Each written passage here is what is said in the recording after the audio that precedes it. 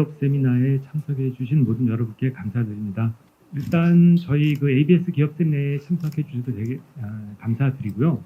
이 ABS 기업 세미나는 산업통상자원부 후원으로 개최하게 되었습니다.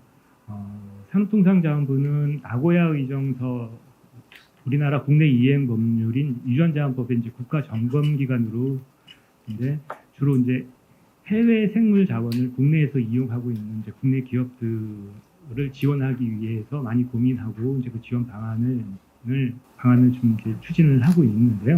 저희 지금 주최하고 있는 저희 바이오 안정성 정보센터는 그 산업통상자원부 유전자원법 국가점검기관의 업무를 이제 위탁받아서 운영을 하고 있어서 지금 저희가 이런 세미나를 개최하게 됐고요. 오늘 주제는 유전자원 2206 최근 현황과 기업 대응이라고 해서 사실 많은 분들이 이제 나고야 의정서에 좀 관심이 있을 거라고 생각을 되는데 나고야 의정서 자체에 대해서는 지금은 크게 이슈가 없지만 한 두 가지 정도가 지금 이슈가 되고 있거든요. 뭐 지금 오늘 발표 내용에 들어있는 DSI라는 거에 2206 문제 그리고 지금 오늘 또 이제 이 특허청에서 발표하실 이제 그 유전자원을 이용해서 특허 출원하시고 그거 출처를 의무화한다는 방안 그리고 이제 또 저희 그 이제 김순웅 변리사님이 발표할 내용인 해외 생물 자원을 이용하는 기업들, 특히 이제 가공 원료를 이용하는 기업들의 이제 대응 전략 이런 부분에 대해서 또 발표할 예정이고요. 그리고 이제 코스맥스에 계신 전윤석 변호사님께서는 이제 나고야 정서 지적재산권 문제와 이제 MAT 작성시 유의사항 이런 부분에 대해서 이제 말씀해 주시겠습니다. 이러한 저희 오늘 ADS 기업 세미나가 뭐 그 바이오 기업이나 또 나고야 의정서에 관계된 분들에게 조금이나마 유익한 시간이 되기를 바라겠습니다. 그러면 그 개회 인사를 해야 되는데 원래는 개회사를 저희 산업통상자원부 바이오융합 산업 과장님께서 하시기로 하셨는데 아시다시피 요즘 이제 국정감사 기간이라서 지금 국회가 계셔서 그 과장님을 대신해서 저희 생명과학연구원 바이오안정성 정보센터 센터장님이신 김기철 센터장님께서 이제 개회 인사를 해주시겠습니다. 예, 안녕하세요. 방금 소개받은 김기철입니다. 그 말씀하신 대로 산업부에서 와서 인사 말씀 해주셔야 되는데 국회 또 갑자기 일정이 생겨가지고 가시고 저도 같이 좀 가야 되는 상황이라 인사 말씀드리고 그렇게 하겠습니다. 다른 게 아니라 저희가 또 이 분야뿐만 아니라 이제 유전자 변형 생물체 LM 관련 업무를 저희가 주로 하고 있는데 이 분야에 대해서 요새 이슈를 삼고 있는 분들이 많으셔서 관련된 좀 대응을 위해서 저희가 좀 필요한 그런 상황입니다. 그래서 산업부를 대신해서 간단하게 인사 말씀드리겠습니다. 방금 신병철 박사님께서 뭐 간단한 배경이나 이런 거 말씀해 주셨기 때문에 저는 이제 다른 거 무엇보다도 이 생물전자원이나 이제 디지털 염기설 정보와 같은 유무형의 자원이 국내 바이오 경제의 중심으로 현재 이제 들어와서 활용되고 있고 이들의 확보와 이용 그리고 이익 공유 이슈가 점점 중요해지고 있다는 그 현실에서 또 아시다시피 다양한 국제법 및 국내법에 따라서 여러 주제들이 지금 제도화되어 있는데 이것들을 바이오 기업들이 잘 준수하는 이게 이제 중요한 그런 시점이 되어가고 있고 그런 상황에서 이 세미나를 개최한 것에 대해서 좀 시의적절하지 않을까 이렇게 생각하고 있습니다. 그래서 오늘 세미나를 통해서 공유되는 뭐 유전자원 출처 공개 의무화 논의 동향이라든가 바이오 기업들의 어떤 선행적 현재까 이행 전략들 또 디지털 염기설 정보 논의 동향 등 여러 가지 나고야 의정서와 관련된 정책, 정보 이런 것들이 오신 분들에게 많은 도움이 될 수 있기를 바랍니다. 그래서 그 나고야 의정서의 어떤 효과적 이행, 또 바이오 산업의 발전 이게 두 가지 큰 목표가 있는 것인데요.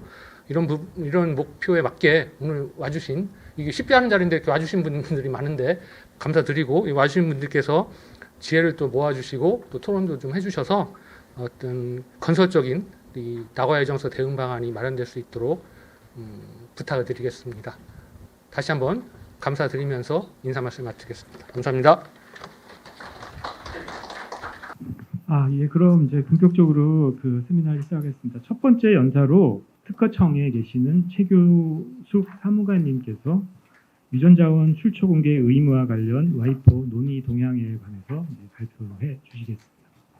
안녕하세요. 저 소개받은 특허청에서 지금 와이포 담당하고 있는 최교숙 사무관이라고 합니다. 그하고 관련돼서 오늘 와이포 관련돼서 말씀을 드릴 거고요. 예전에 이제 전체 배경을 조금 말씀을 드리면 보통 와이포에서 어떤 국제 레짐이 만들어지기도 하고 그걸 연결해서 또 각 국내에서 국내법으로 이행하게 하기 위해서 많이들 이제 산업부하고 같이 진행하는 FTA 협상, 지재권 협상 쪽에서도 이런 문안들이 들어오고 있습니다. 그런데 제가 한 RCEP이 맺어지는 한 2019년까지는 FTA 협상 쪽에도 있었기 때문에 뒤에 가서 시간이 된다면 그 부분도 짧게 말씀드리도록 하겠습니다. 오늘은 말씀하셨던 것처럼 나고야 의정서보다는 최근에 진행되고 있는 와이포에서의 현황에 대해서 말씀을 드리도록 하겠습니다. 발표 순서는 저희 나름대로 특허청 나름대로 이제 산출한 유전자원 관련 산업 규모 그리고 관련된 출원 동향을 말씀드리겠습니다. 그리고 왜 이렇게 나고야 의정서와 관련된 기업 대응 회의에서 이렇게 출처 공개 관련된 논의를 하게 되었는지 그 배경을 짧게 말씀드리고 최근에 어떻게 논의가 되었는지 그리고 실질적인 내용이 어떤 건지 앞으로 기업이 어떤 준비를 해야 되는지를 말씀드리면서 발표를 마치도록 하겠습니다. 와이포는 나고야 의정서는 보통 생명 CBD 쪽에서 시작이 되었던 규칙이라면 와이포는 유엔 산하에 있는 지식재산과 관련된 것을 다루는 국제기구입니다. 그래서 기업들이 출원하시는 특허라던가 상표, 디자인을 총괄하는 국제기구인데 그 기구에서도 만약에 발명의 유전자원이나 또는 유전자원과 관련된 전통 지식을 이용을 해서 그 발명을 만들었다면 그 해당되는 특허를 낼 때 거기에다가 출처 공개를 하라는 것이 논의 진행 중입니다. 그래서 그 문서 자체를 지금은 일단은 국제법적 문서라고 하고 있고요. 이것을 어떤 법적인 강제성을 둘 것인지 말 것인지에 대해서도 논의 중입니다. 일반적으로 와이포에서는 의사결정 방식이 지금 회원국이 한 193개 정도 됩니다. 그들의 컨센서스를 이루어야지 진행이 되었습니다. 그랬기 때문에 한 2019년 그 전까지는 그 논의가 굉장히 지지부진했었습니다. 왜냐하면 유전자원 제공국과 이용국 간의 갈등이 심했고 합의가 절대로 이루어지지 못한 상황이었습니다. 그런데 최근에 조금 그 논의 방법이 좀 달라지면서 좀 빠르게 진행이 되고 있고 내년 정도가 되면 어떤 가시적 성과가 나올 것 같습니다. 그런 이유 때문에 최근에 이제 9월 4일부터 8일 동안에 실질적으로 이런 국제법적 문서를 체결하기 위한 외교회의를 내년에 열 거고 그걸 위한 준비위원회와 특별 세션이 진행이 되었습니다. 저희가 보기에는 내년에 아마 외교회의를 통해서 유전자원 또는 유전자원과 관련된 전통 지식에 관한 국내 특허라던가 PCT 특허 같은 것을 낼 때 거기에다가 출처 공개를 의무적으로 넣도록 하는 그런 문안이 체결될 것으로 예상됩니다. 그래서 그것을 위해서 좀 기업들이 준비를 사전에 해주셨으면 하는 방향에서 이렇게 논의를 진행하게 되었습니다. 저희가 본 이제 외교회의나 이런 것들을 준비하면서 그리고 오늘 발표 자료를 준비하면서 저희 내부적으로 조금 만든 문서입니다. 데이터 출처는 산업통상자원부의 21년도 실태조사 보고서를 바탕으로 뽑았고요. 약간의 오차는 있을 수 있을 것 같습니다. 저희가 봤을 때 최근 5년간 바이오 산업 수급 추이를 보면은 생산 규모는 연평균 한 14% 정도 성장을 하고 있고 내수 규모도 19% 성장률을 보이고 있는 것을 알 수 있습니다. 아무래도 이제 출처 공개가 들어가면 얼마나 경제적 효과가 있는지를 분석을 해야 되기 때문에 이렇게 나타냈고요. 말씀드린 것처럼 약간의 오차는 있을 수 있을 것 같습니다.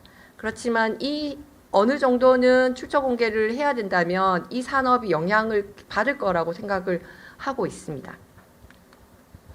그리고 저희가 이제 생각한 앞서 보여드렸던 그 산업 규모 그걸 바탕으로 해서 저희가 뽑은 특허의 기술 분류가 있습니다. 해당되는 기술 분류를 바이오 화장품, 바이오 의약품, 그리고 바이오 물질, 동식물 종자, 기능성 식품과 관련된 특허 출원 동향을 보여주고 있습니다. 위쪽에 있는 그래프를 보시면 최근 10년간 해당되는 IPC, 그러니까 특허 기술 분류가 되겠습니다. 그것과 관련돼서 국내에서 얼마나 특허가 나왔는지를 보여주고 있습니다. 보시면은 빨간색으로 되어 있는 바이오 물질 쪽이 제일 많은 것처럼 보이고 있습니다. 그러나 네 가지 분류 모두 다 증가하는 추세로 보이고 있고요. 여기서는 지금 기능성 식품이 녹색으로 보이고 있는데 그 부분이 좀 작지만 실질적으로는 일반 식품도 다 유전자원과 관련됐다고 할 수 있을 거기 때문에 그것까지 포함된다면 더 증가할 할 거라고 저희는 보고 있습니다. 저희 나라에, 그러니까 한국에 들어오는 외국인 출원에 대해서도 분류를 해봤습니다. 과거 10년 정도 해봤을 때 나고야 의정서의 그 이용국에서도 아마 그럴 것 같은데 미국이 가장 많습니다. 미국이 가장 많고 그 다음에 이제 일본, 중국 순서가 되고요. 이 경우도 모두 다 증가를 하고 있는 것을 알 수 있습니다. 그래서 한 외국인이 출원하는 거의 한 27% 정도가 미국, 일본 등 외국인에 의한 거고 나머지 한 73% 정도가 국내에 따라서 되는 것이다라고 보시면 될 것 같습니다. 그래서 향후에 유전자원 출처 공개를 만약에 의무화한다면 여기에 들어있는 특허들은 다 아마 의무사항으로 될 수 있는 가능성이 있는 출원들입니다. 이 부분은 아마 다 나고야 의정서로 다 아실 거기 때문에 첫 번째 전통적 개념 이쪽으로 넘어가겠습니다.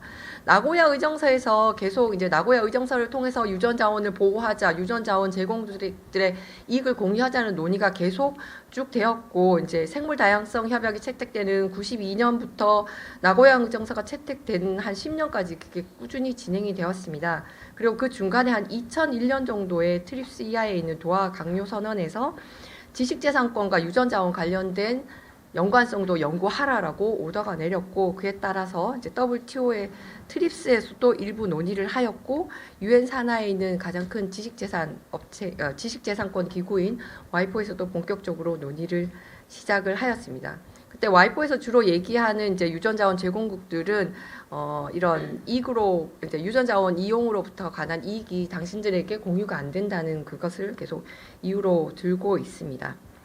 그렇게 되었지만 중간에 트립스에서도 그 2011년 정도부터 해서 논의가 더 이상 이쪽 부분은 진행이 되지 않고 있습니다. 지금 WTO 산하에 가면 트립스 회의가 매년 진행이 되고 있고 거기로 의제로 올라오곤 있지만 실질적으로 논의는 되지 않고 구체적인 지식재산권과 유전자원 간의 관계는 와이포에서 논의를 하거라라고 넘긴 상태고요.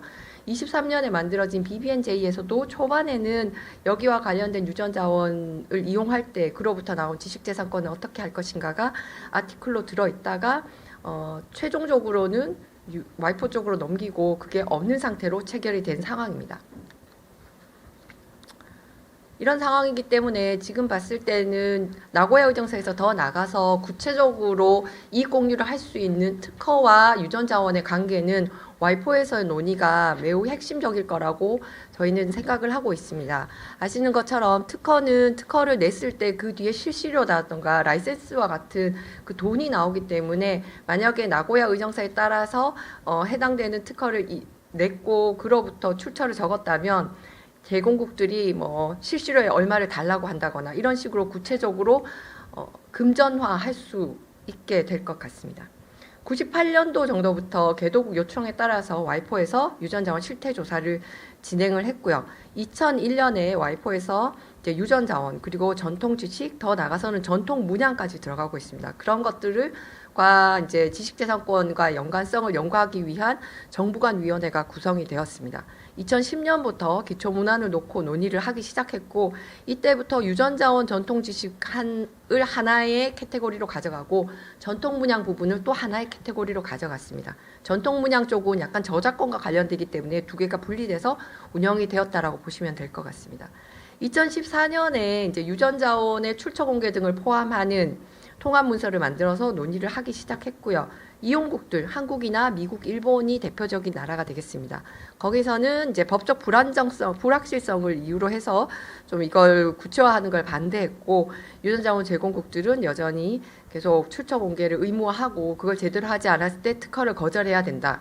더 나가서는 여기서 다들 알고 계시는 MAT, PRC 같은 것들도 출원서에 다 기재를 하고 그게 들어있지 않는 경우는 특허를 허용하지 말거라. 그러니까 등록시키지 말라는 이야기가 나오고 있었습니다.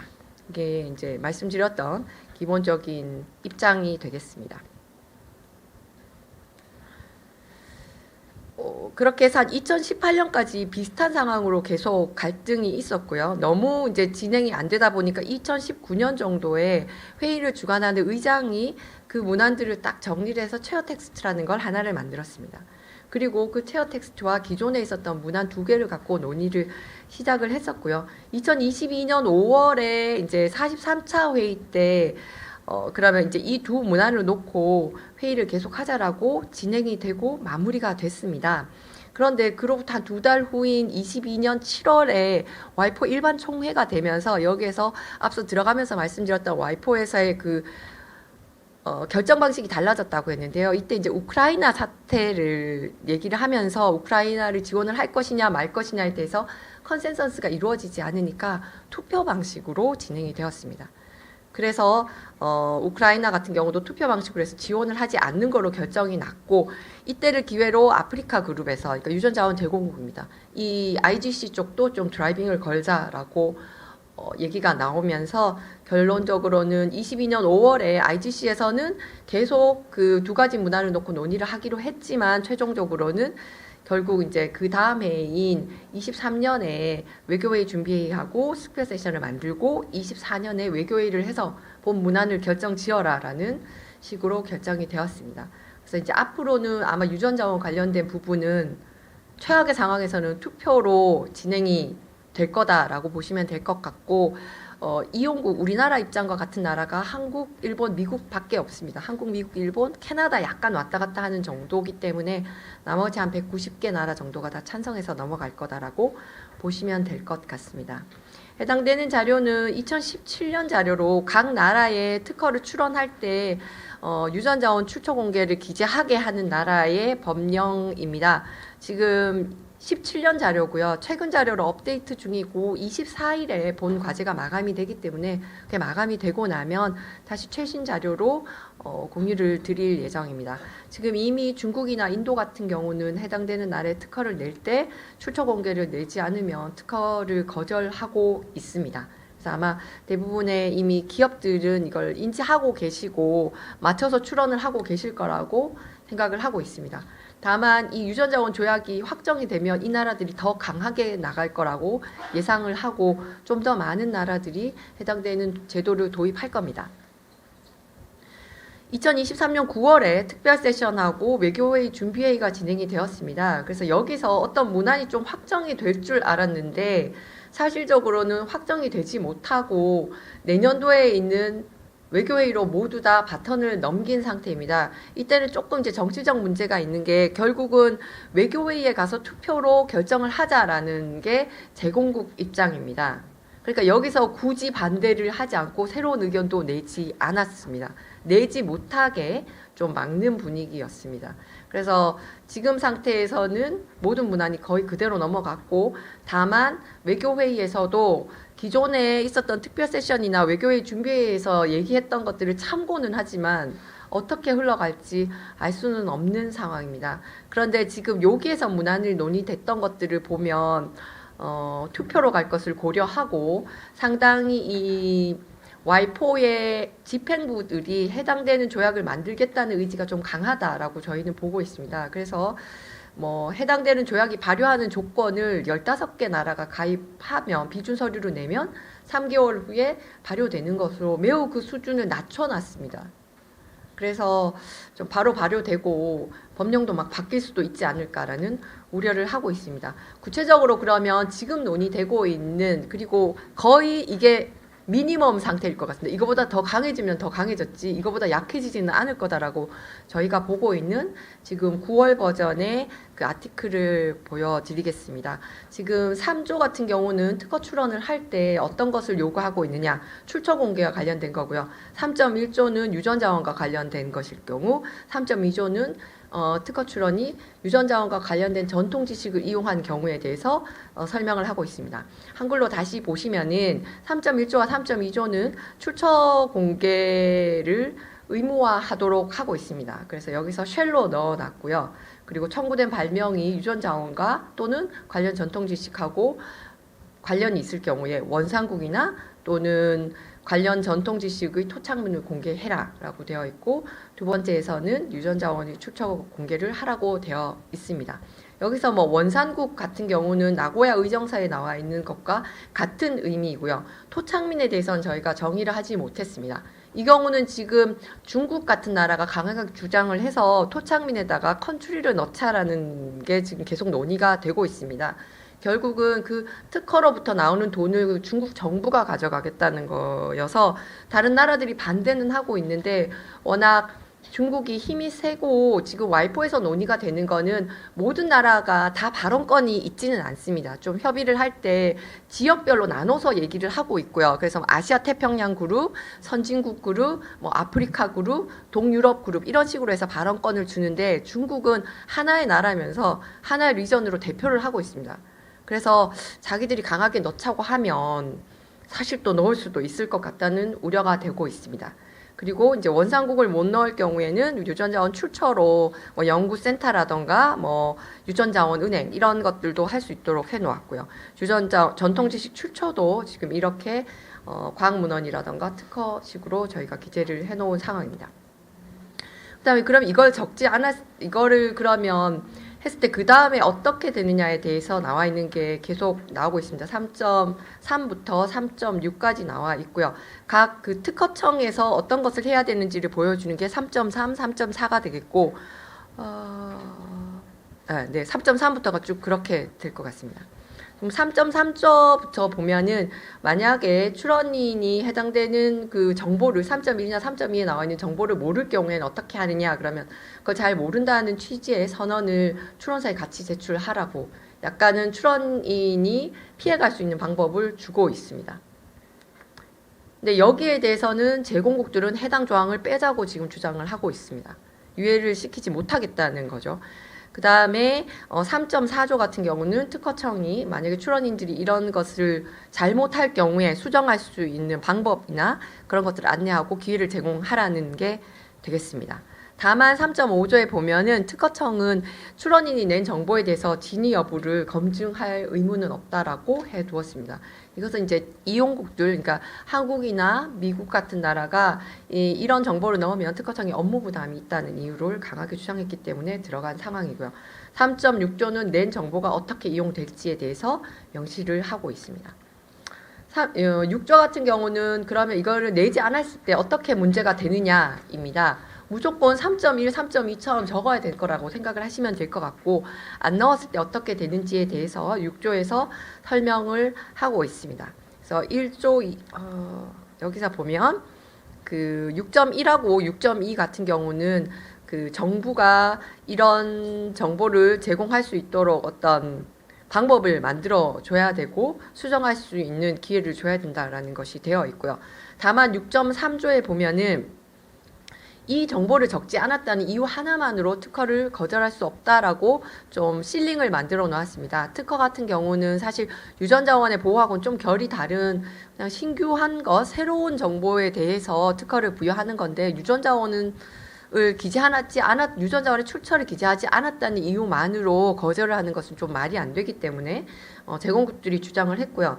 그렇게 해서 6.4조에 3조에 그렇게 넣어뒀습니다. 그렇지만 6.5조 보시면 만약에 유전자원 출처 공개를 적지 않았는데 그게 기망의 의도에 의해서 그런 것을 했다라고 할 경우에는 6.4조가 되겠습니다. 죄송합니다.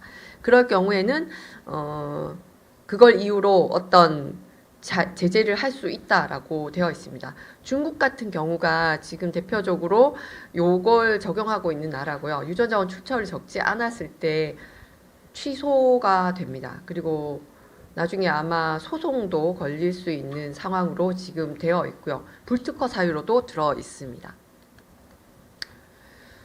그리고 해당되는 8조 같은 경우는 지금 이게 다른 법으로 더 확대될 수 있는 가능성을 보여주고 있습니다. 이 문서하고 다른 국제협정과는 서로 상호 지원하는 방식으로 이행되어야 한다라고 하면서 구체적으로 밑에 PCT, 국제특허법 조약을 넣어뒀고요.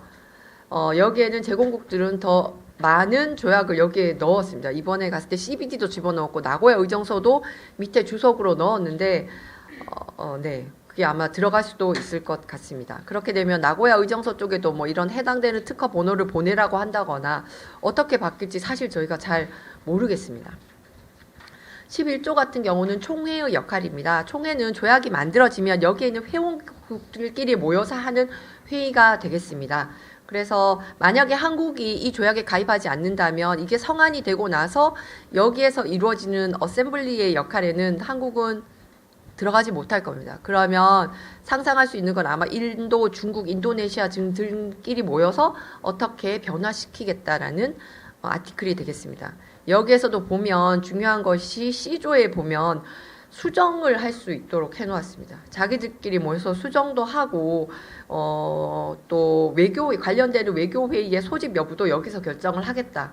그리고 회의장에서 나온 거는 외교회의의 소집 범위도 자기들이 결정을 하겠다고 했습니다.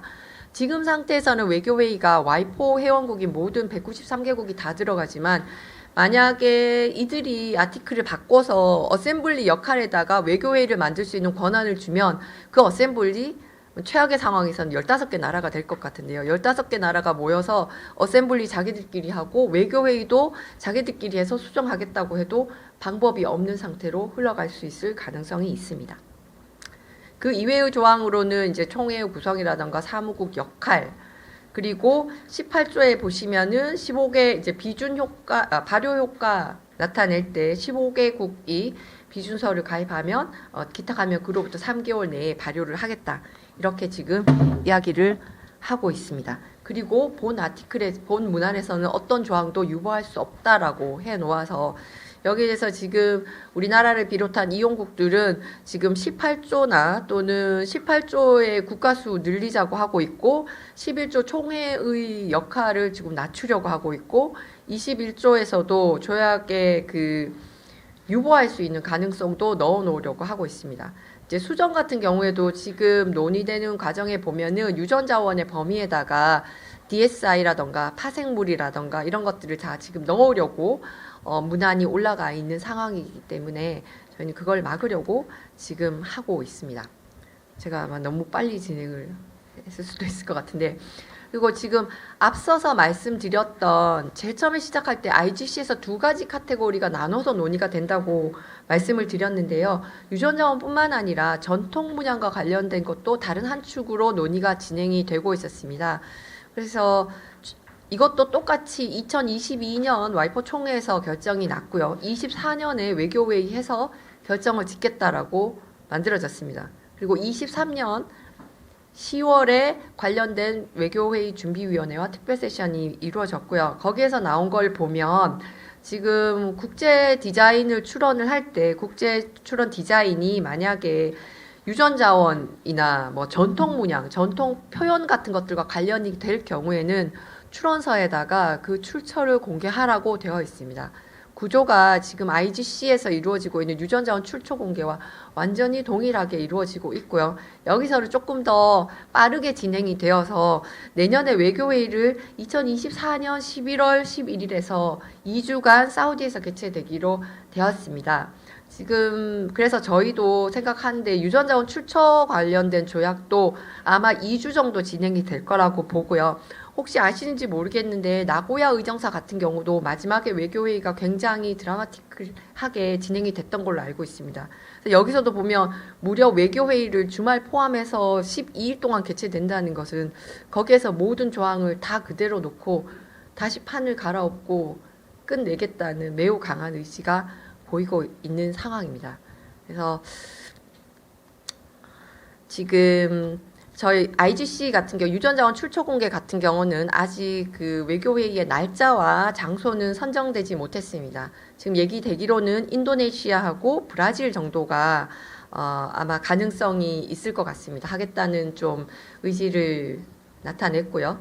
이제 그게 결정이 되고 나면 또 어떤 더 많은 대책을 세워야 할 것 같습니다.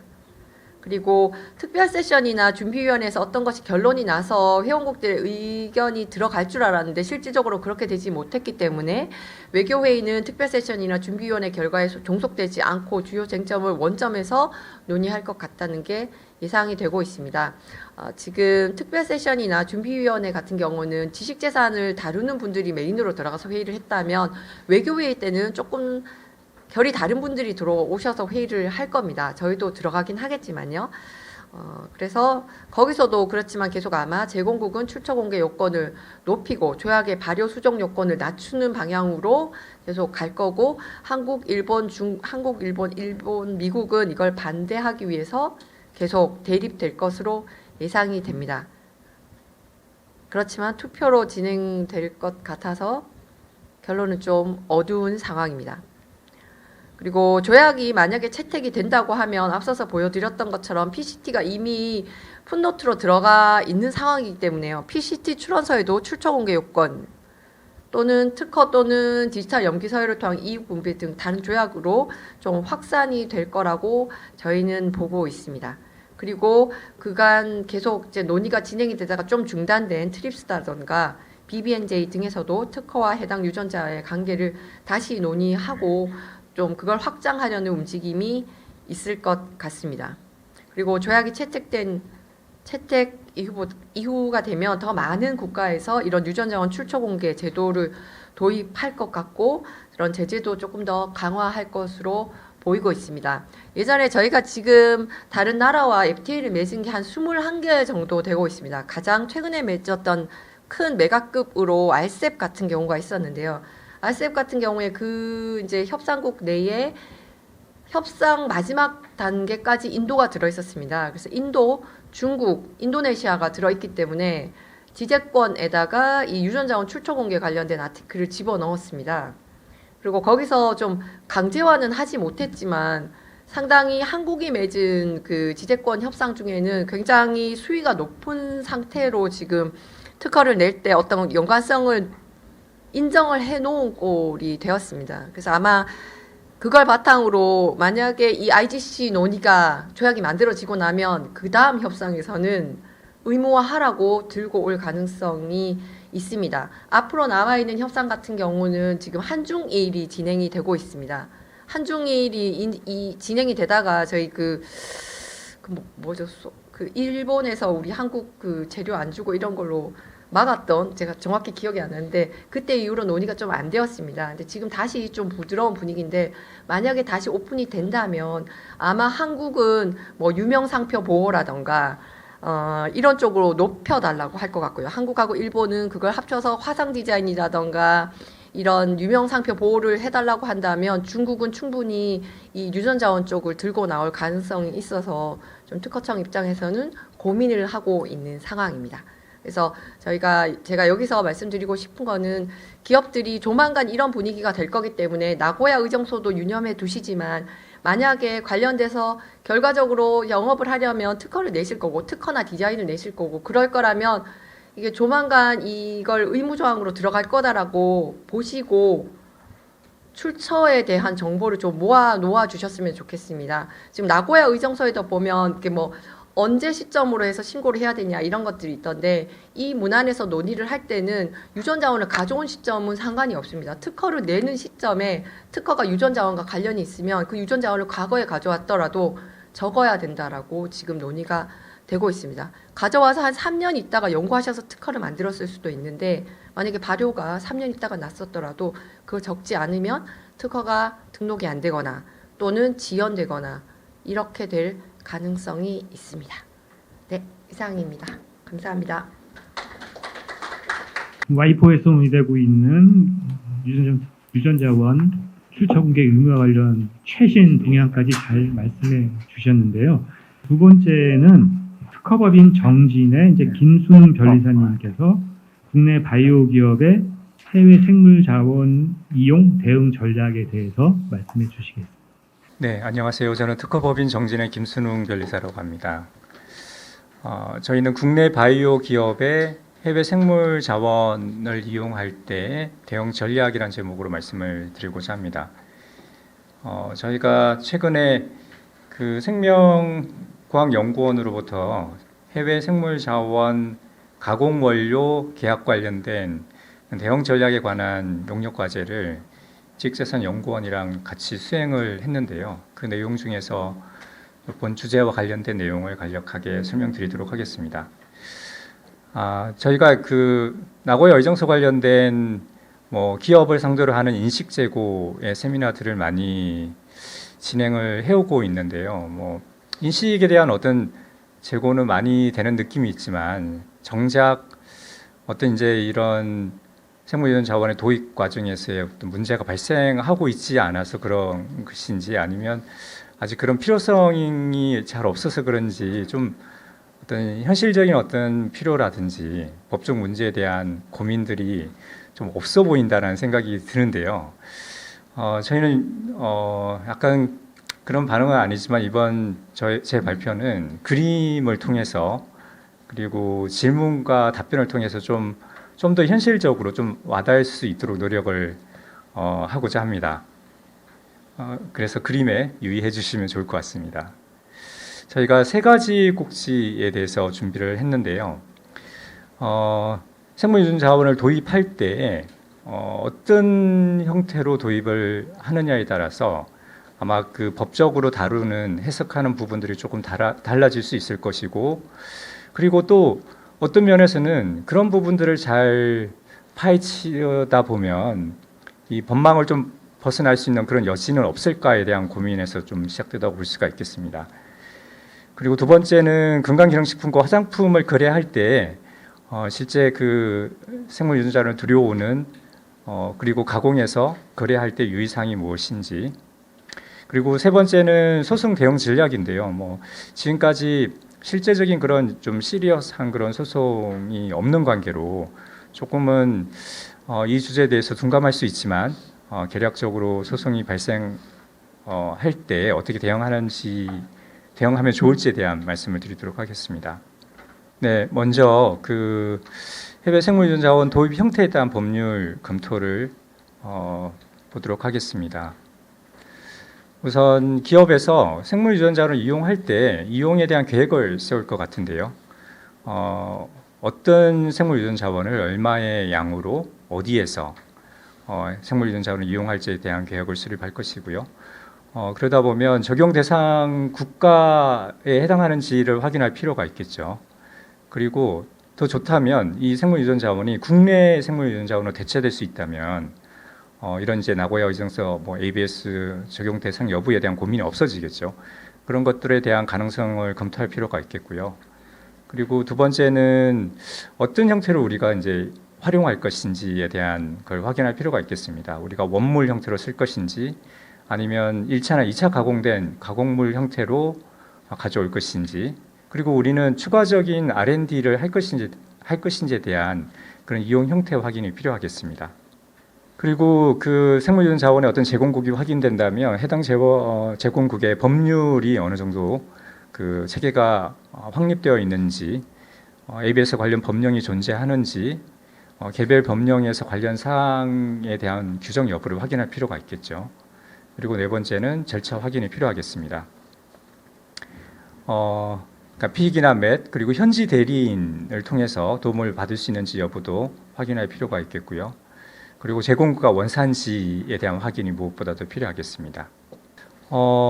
이 나고야 의정서 적용 여부에 있어서 가장 중요한 것 중에 하나가 실제 이용에 해당하는지 여부에 대한 판단일 것입니다.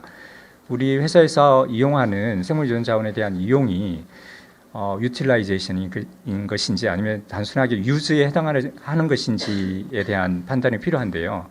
여기 좌측에 있는 부분들은 소위 말하는 R&D, 이용에 해당하는 부분들이고 좌측이죠. 우측에 있는 부분들은 단지 이용하는 그런 형태일 겁니다. 동그라미로 표기한 부분들을 보면 화장품 원료로 사용하기 위해서 생화학적 합성물을 분리하는 연구, 이런 연구들은 실제 이제 이용에 해당하기 때문에 ABS 적용 대상이 된다라고 생각하시면 되겠고요. 2번, 3번, 4번, 5번 마찬가지고요. 6번 같은 경우에도 효능과 특성 연구하는 거 역시 이용에 해당합니다. 우측에 보면 이용에 적용되지 않을 활동이라고 볼 수 있는데요. 이미 이제 그 R&D가 이루어진 어떤 생물유전 자원의 결과물을 단순하게 첨가한다든지 가공하는, 그러니까 여기서 제가 말씀드린 가공은 R&D가 포함되는 가공이라고 인식하시면 좋을 것 같고요. 단순 가공이라고 표현한다면 길게 있는 그 생물유전 자원을 10cm, 20cm로 절단한다. 단순 가공에 해당하는 그런 표현이라고 이해하시면 될 것 같습니다. 7번 같은 경우는 합성 생물학에 대한 연구인데요. 여기 이제 EU ABS 규칙 같은 경우에는 합성 생물학 연구를 단순 유즈라고 하고 있습니다. 우리가 어떤 생물 유전 자원에서 유전 자원의 어떤 정보들을 밝히는 과정은 연구에 해당하는데요. 그러니까 밝혀진 정보를 이용해서 추가적인 어떤 유전자 제조업을 한다든지 그러한 연구들은 합성 생물학에 대한 연구에 해당할 것 같다는 생각이 드는데요. 그런 경우에는 단순 이용이라고 합니다. 그러니까 이런 이제 우리가 흔히 생각하는 이용과는 약간 괴리가 있는 그런 내용인 것 같은데요. 아마 이런 것들은 구체적인 사안을 살펴보면서 실제 이게 소위 말하는 R&D에 해당하는 이용인 것인지 단순하게 자원들을 절단하는 과정의 단순 가공인지에 대한 판단들이 케이스 바이 케이스로 필요하지 않을까 싶습니다. 네, 우측에 있는 그림이 드디어 나왔는데요. 이 그림을 보면서 실제로 우리 회사가 어떤 경우에 해당하는지, 이 그림상에서 나고야 의정서에 대한 적용 대상 여부인지, 아니면 어떤 이 적용에 대한 절차를 누가 해야 되는지에 대한 설명을 드리도록 하겠습니다. 여기 이제 그 기업이 R&D를 수행하는 기업이라고 볼 수가 있겠고요. 우리 회사는 해외나 아니면 한국 내에 있는 중개 업체를 통해서 생물유전자를 들여옵니다. 이 생물유전 자원은 가 국가에서 가공된 형태의 소재입니다. 이런 경우에 가공된 소재를, 이 가공이라는 것은 1차적으로 어떤 R&D가 적용되어 있는 그러한 소재를 중개상을 통해서 들여왔는데요. 이 가공된 소재를 그냥 이런 건강기능식품이나 화장품에다가 첨가하는 방식으로 하게 된다면 우리 회사의 어떤 이용 형태는 단순히 이용이 돼서 ABS 적용 대상이 아니겠죠.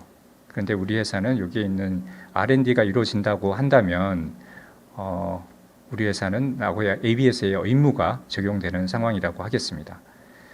그러면 우리는 누구랑 이 관련된 절차를 이행해야 되는지 부분은 가국이 되겠죠.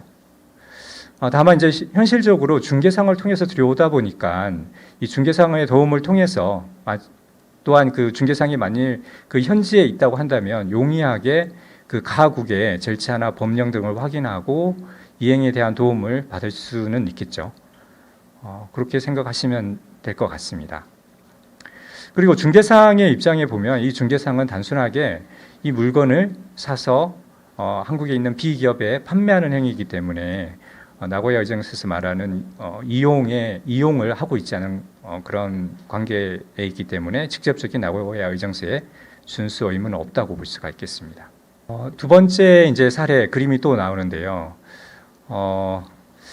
이 두 번째는 이미 이제 특성이 연구된 그 알려져 있는 원료에다가 첨가나 가공하는 형태입니다. 여기 가운데에 있는 그 중개업인데요. 중개업이 가공된 소재를 들여와서 원료를 첨가하는 방식으로 건강기능식품을 만들거나 화장품을 제조하는 경우에는 R&D가 이루어지지 않기 때문에 ABS 적용 의무가 없다라고 말씀드릴 수 있겠습니다. 네, 말씀드린 대로 이미 특성이 알려져 있는 유전 자원을 첨가하거나 가공하는 그런 경우라고 한다면 단순 가공이라고 표현할 수 있을 것 같은데요. 그런 경우에는 ABS 적용 의무가 없다고 말씀드릴 수 있겠고요. 다만 이미 이제 특성들이 알려지는 어떤 R&D의 과정이 이미 그 전에 존재했기 때문에 R&D 결과물에 대해서는 이미 특허가 존재할 수가 있겠죠. 그렇게 되면 이 ABS 관련 법령에 대한 제한은 없겠지만 특허권에 대한 침해 문제가 발생할 수 있기 때문에 이 특허권에 대한 검토가 필요한 상황이라고 말씀드릴 수가 있겠습니다. 그러니까 그 기업 입장에서는 지금까지는 특허의 어떤 존재 여부라든지 침해 여부를 판단을 특허에만 했다고 한다면 이제는 바뀐 환경에서는 ABS 관련 법령도 점검을 해야 된다고 말씀드릴 수 있겠고요. 우측에 있는 활성 여부와 상관없이 생화학 합성물 분리하는 연구가 이루어지는 경우에는 이 ABS 적용이 된다고 볼 수가 있겠고요. 만일 여기는 이제 그런 ABS 관련 법령에 대한 절차와 법령에 대한 검토가 있어야 되겠고 마찬가지로 이 특허 부분도 존재할 수 있기 때문에 그런 부분 역시 체크해야 되는 부분들이 있습니다. 아까 좀 전에 발표하신 그 특허청의 사무관님께서 이 특허 제도와 ABS의 어떤 ABS 관련된 그런 시스템과 특허 제도를 서로 이제 연결시킴으로써 이 특허 제도, 특허권 부분과 이 나고야 의정서의 그 관련 어떤 주체라고 해야 되나요? 그런 괴리가 발생하지 않도록 이렇게 좀 연계시키는 그런 개념도 있을 것 같고, 뭐 특허 제도를 통해서 이 나고야 의정서의 그런 체계를 좀 더 공고히 하고자 하는 그런 부분도 있지 않을까 싶습니다. 하지만 지금까지는 우리 기업 입장에서는 특허대로 이제 체크해야 되고, 나고야 의정서 관련된 법령도 확인해야 되는 그런 상황이라고 말씀드릴 수 있겠습니다. 네, 내국인이 가공물을 직접 이용하는 경우는 내국인이 이용하는 자원자력공국의 내국인이 이용하는 경우에는 ABS 적용 ABS 의무가 발생하지 않고 있고요. 이 가공이 상국에서 이루어진다고 한다면, 실제 가공이 이제 R&D라고 한다면 국가에 상관없이 이루어지는 그런 어떤 주체들은 나고야 의정서에 적용 의무가 있는 것이고, 이 가공물에 대한 어떤 거래가 이루어진다고 한다면 그 ABS 픽이나 매세, 그러한 향후에 발생하는 거래까지도 포함하는 내용의 픽과 매세 내용이 포함되어야 된다고 말씀드릴 수 있겠습니다. 추가적으로 R&D를 하는 경우에는 마찬가지로 별개의 그 나고야 ABS 적용이 가능하기 때문에 이런 부분들도 고려하는 픽과 매세에 대한 내용이 포함되는 게 필요할 것 같습니다. 중개기업이 가공 원료를 2차 판매하는 경우에도 이런 경우에는 단순한 판매가 이루어지기 때문에 ABS 이행 의무가 없다고 말씀드릴 수 있겠습니다. 네, 다음은 그 제공국의 원료를 상국에서 가공해서 수입하는 경우에 관한 내용인데요. 우리나라 기업이 원물을 프랑스에서 가져와서 프랑스에서 가공하고 가공된 원료를 수입하는 경우에, 그런 경우에는 나고야 ABS 규정을 따라야 되는지에 대한 내용이라고 말씀드릴 수 있겠습니다. 만약 이제 가공이 이루어지는 주체는 프랑스라고 한다면 프랑스에 이루어지는 그 주체는 ABS 적용 픽이나 매스에 대한 절차를 이행하는 게 맞겠죠. 다만 이제 이 주체는 프랑스에 있는 이 주체는 향후에 한국에 판매하는 거에 대한 부분들도 고려하는 픽과 매스 내용이 필요하다고 말씀드릴 수 있겠습니다. 그리고 당사국이 아닌 미국에서 가공이 이루어지는 경우에도 인도와 미국과의 관계에서는 인도 법을 준수해야 되는 부분들이 있기 때문에 인도의 ABS 절차 준수 필요하다고 말씀드릴 수 있겠습니다. 네, 마찬가지로 중국의 생물 유전 자원을 미국에서 가공을 하고 캐나다에서 만일 유통하거나 판매하는 경우라고 한다면 각각의 법률 관계를 따져볼 필요가 있을 것 같은데요. 먼저 미국과 캐나다는 둘 다 당사국이 아닌 관계로 둘 간에는 그런 나고야 의정서 관련된 ABS 의무에 대한 부분들은 없겠지만, 중국과 미국 관계는 중국의 법령이 존재하기 때문에 이들 관계는 ABS의 의무가 있다고 말씀드릴 수가 있겠습니다. 네, 저희가 이제 이런 논의 중에 하나는, 만일 지금 해외 생물 유전을 들여올 때 가공이라는 과정은 R&D라고 본다면, R&D를 하게 되면 우리 회사는 ABS 적용을 받게 되겠는데요. 만일 우리 회사가 그 현지 내에 가공할 수 있는 공장을 만들고 이미 가공된 그 현지의 법인이기 때문에, 자국 그 생물 유전 자원을 보유하고 있는 국가의 법인이기 때문에 그 법인이 R&D를 하는 것은 적용이 안 될 거라고 생각을 할 수가 있겠죠. 그렇게 가공된 그 결과물을 한국의 그 자회사죠, 그 현지 법인이 한국 기업에 가져오는 그런 형태를 생각하면 그러면 나고야 의정서의 문제로부터 벗어날 수 있겠네라고 생각할 수 있을 것 같은데요. 그런 거에 대한 검토 내용이라고 보실 수 있겠습니다. 이거에 대한 고민은 우측에 있는 편의치적이라고 하는 그러한 제가 법은 잘 모르겠지만 선박 관련된 그러한 내용이 있는데요. 이 선박의 선적국을, 선박의 어떤 법적인 적용을 회피하기 위해서 이 선적국을 옮겨 놓는 것이죠. 그러면 이 선적국의 법을 적용해서 이 배에 어떤 관련된 행정적인 절차나 의무 사항들을 그 나라 법, 선적국의 법을 적용해야 된다고 주장을 하는 경우에 그렇게 인정될 것이냐에 대한 문제에 있어서 그렇게 주장이 허용되지 않는다라는 편의 지적이 있는 것입니다. 어떤 법을 회피하기 위해서 이 배에 그 적을 다른 국가로 바꿔놓는 그러한 내용이라고 볼 수 있는데요. 생물 유전 자원에 있어서도 좌측에 있는 것처럼 이용하는 형태를 우리 한국에 있는 기업이 아닌 현지 법인에 두고 그 법인이 이용이라는 걸 함으로써 이 ABS의 적용을 회피하고자 하는 그런 것들이 편의 시적을 고려했을 때 아마도 인정되지 않을 것이다. 모 회사의 법적 책임을 물을 여지가 더 많다. 이렇게 말씀드릴 수 있을 것 같습니다. 다음은 국내에서 2차 가공한 후에 유통하는 경우에 대한 부분들입니다. 일반적으로 원료가 완료된 상품에 대해서 그 원료 가공품을 그냥 유통하는 경우에는 ABS의 의무가 아니겠지만 추가적으로 R&D를 하는 경우에는 그런 경우에는 이행 의무가 있겠습니다. 수입하는 과정의 원료에 대해서 ABS의 의무를 준수하였는지 원물 제공자와 원료 업체 간에 3자 이전 가능하도록 협의했는지를 적용하는 게 필요하겠는데요. 가공하는 주체가 있고 그거 이제 추가적으로 더 유통하는 과정에서 그 유통에 대한 것이 법적으로 문제가 없도록 최초의 핏과 맷을 체결하는 당사자가 제3자 이전에 대한 부분들도 포함시켜야 된다는 말씀을 드립니다. 그리고 우측에 있는 예시는 저희가 그 기업 방문하면서 받은 질문 중에 하나인데요. 그 유용한 어떤 미생물들이 예를 들어서 김치에 많이 있을 수 있는데요. 그 김치를 뭐 한국에 가져온다든지 아니면 우리가 뭐 먹어서 뱃속에 있는 상태에서 한국에 들어와서 다시 이제 끄집어낼 수가 있는데 다양한 방법으로 그렇게 미생물을 분리하는 경우에 이 미생물의 원산지는 어디일 것이냐에 대한 문제가 있습니다.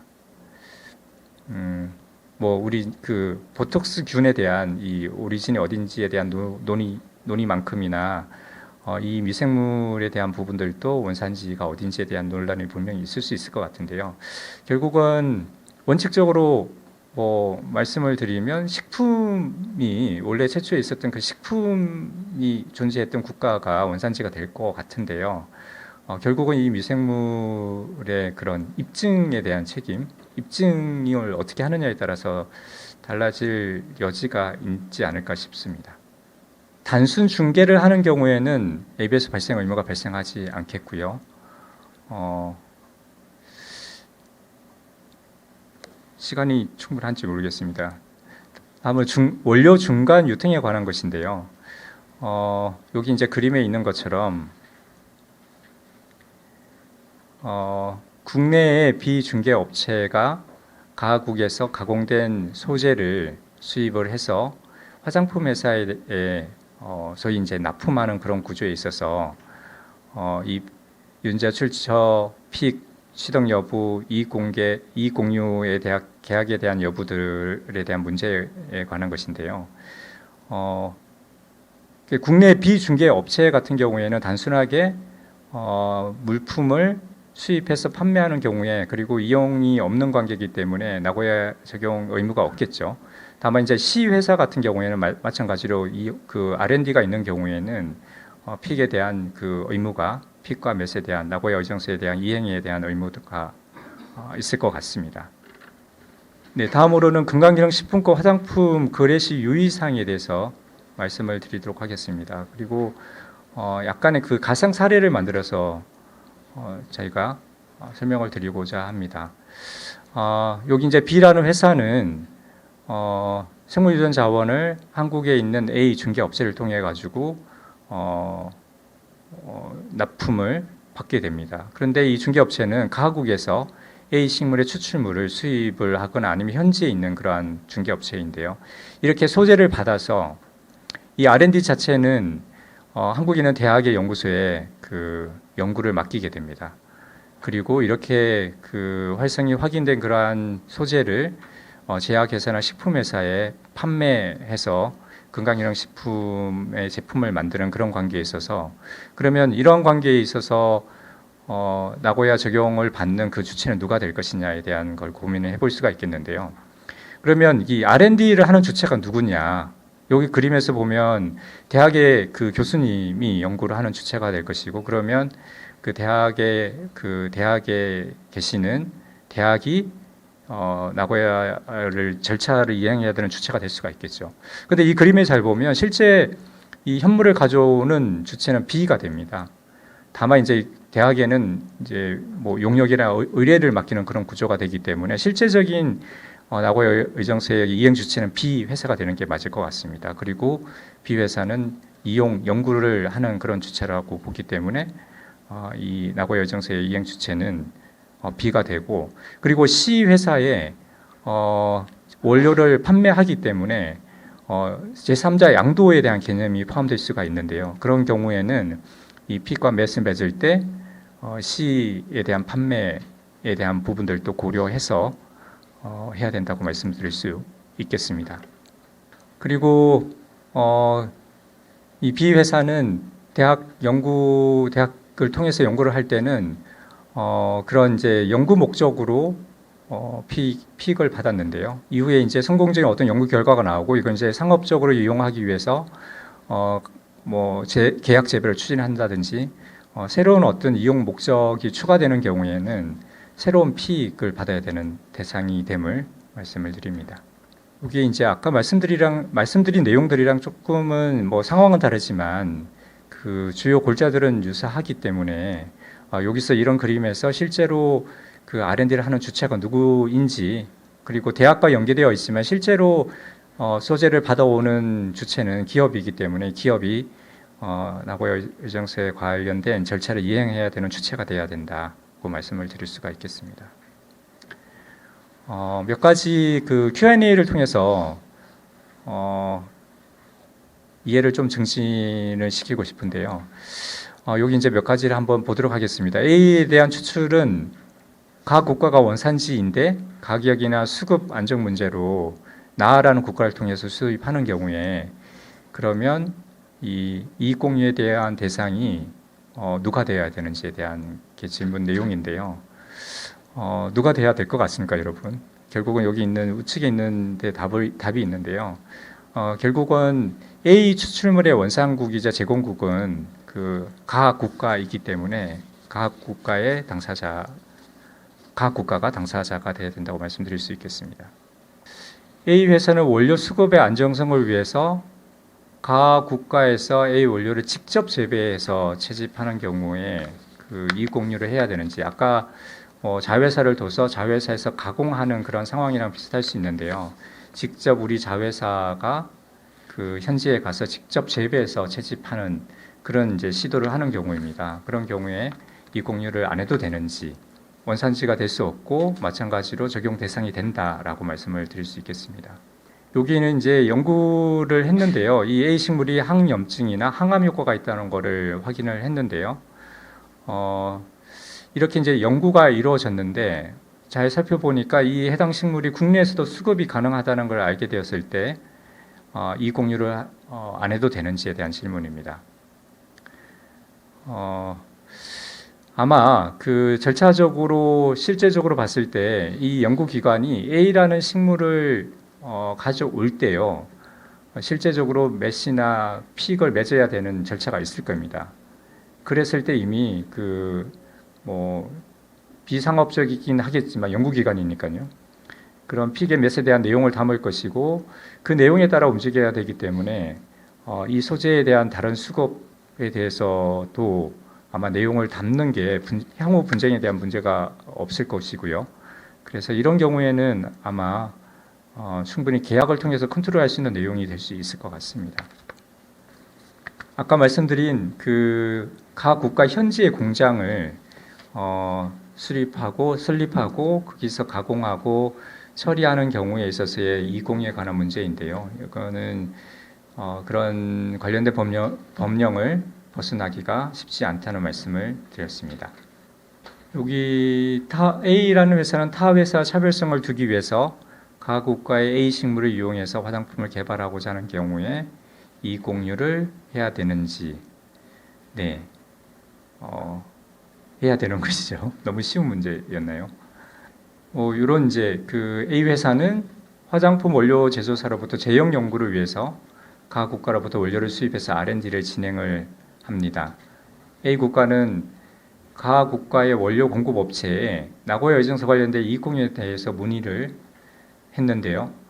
이미 단가에 그 관련된 이익공유에 대한 부분들이 포함되어 있다고 말을 하고 있습니다. 이런 경우에 이익공유에 대한 계약 체결이 되었다고 볼 수 있느냐에 대한 문제가 있는데요. 이런 거는 이제 이 단가에 포함되어 있다고 하니 구두 계약도 계약이라고 할 수 있는데요. 하지만 이런 향후의 어떤 분쟁들을 막기 위해서는 명확하게 매시라는 계약서를 통해서 명시하는 것이 필요하다고 말씀드릴 수 있겠습니다.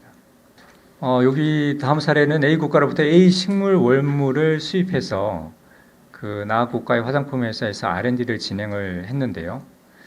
또 다른 주체가 이 화장품의 그 기능이 된 그 소재에 대해서 피부 실험을 하고자 하는 것입니다. 예를 들어서 보습 효과가 좋다는 그러한 연구 결과를 다른 어떤 주체가 한 내용을 보고 같은 해당하는 그 생물 소재에 대해서 화장품에 대한 피부 실험을 하고자 하는 겁니다. 이런 경우에 B기업이 이익 공유를 해야 되는지에 대한 부분입니다.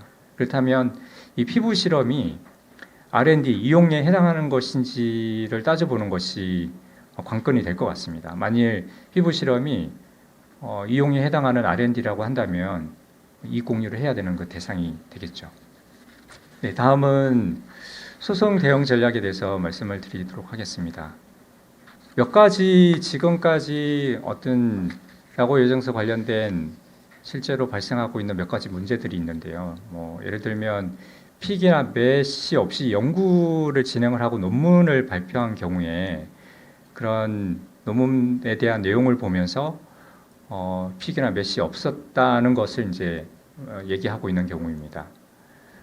비상업적인 목적이지만 표본을 채집하려 한다면 이 제공국의 ABS 변명을 확인해야 되는 상황입니다.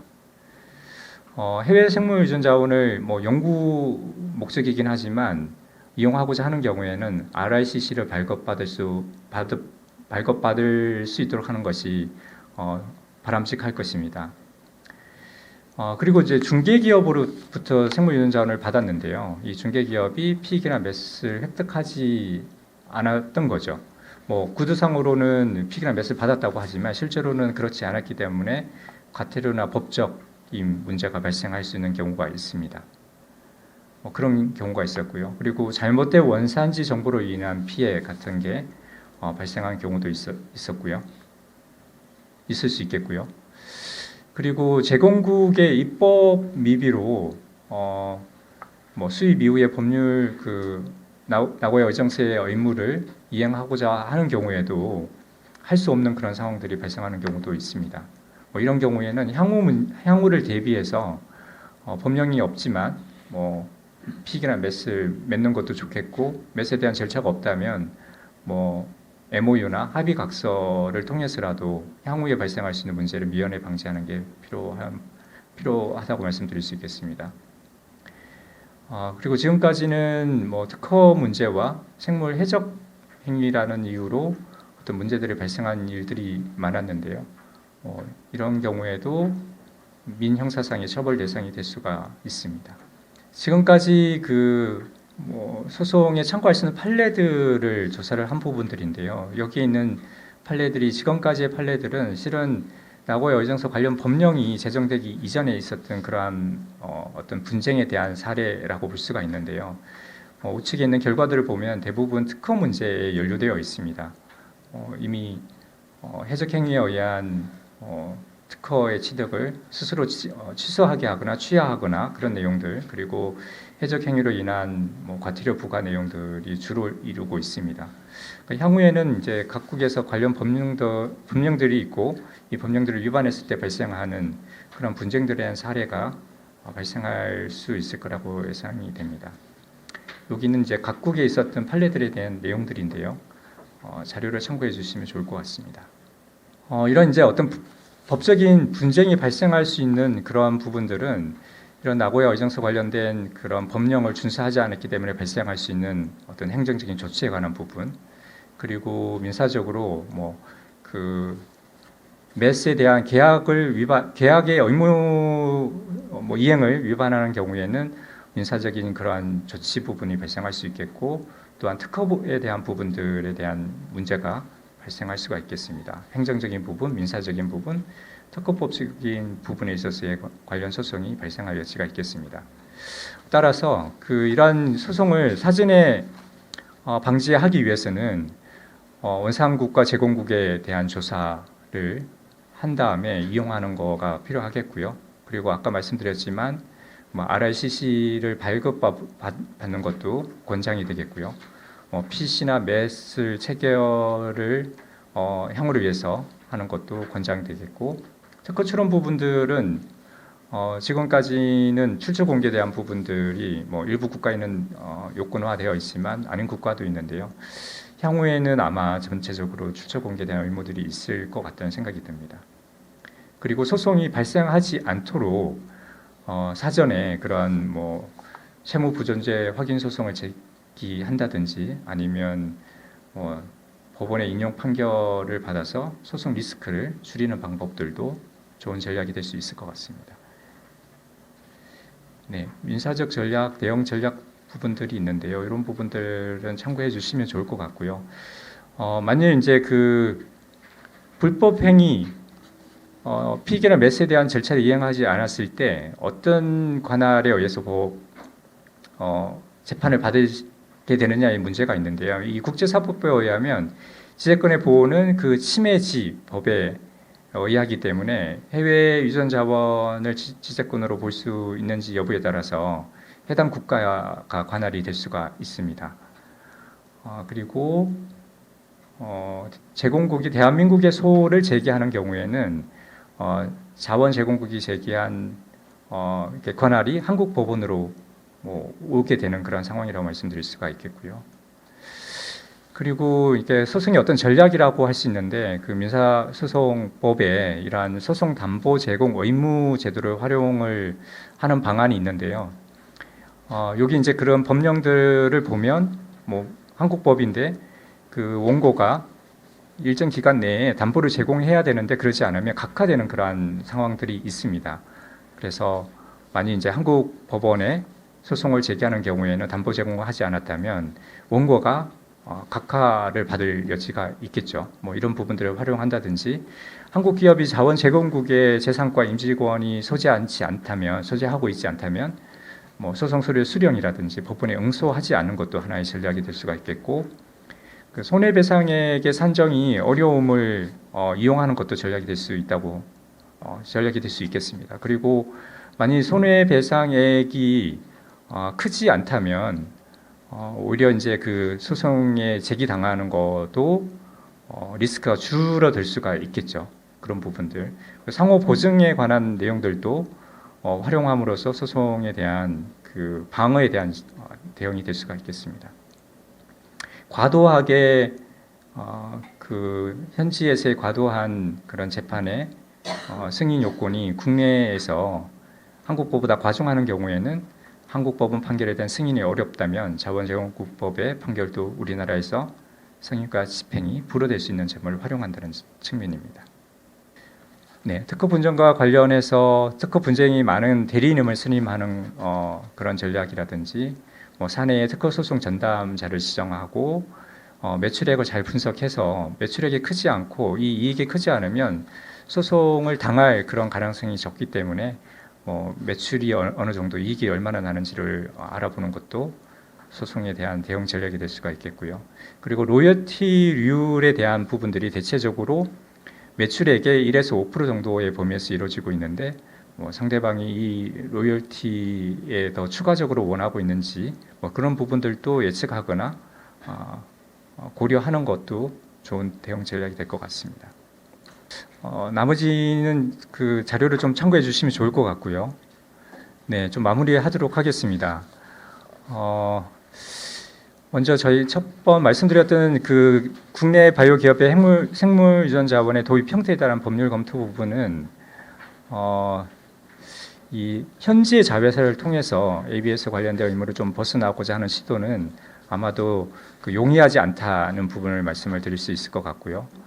여러 가지 이제 생물 유전 자원을 들여오는 과정들과 어떤 형태들이 있는데 국내 기업들은 아무래도 뭐 생물유전 자원국의 접근이라든지 허가 과정이 좀 간단하거나 신속하고 간편한 방법들을 고민하는 것이 좋을 것 같습니다.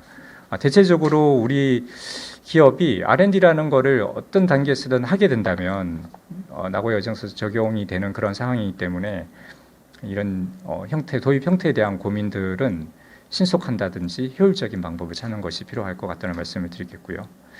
건강기능식품 화장품 거래 유의사항 역시 그 R&D를 포함하는 경우에는 적용 대상이 된다.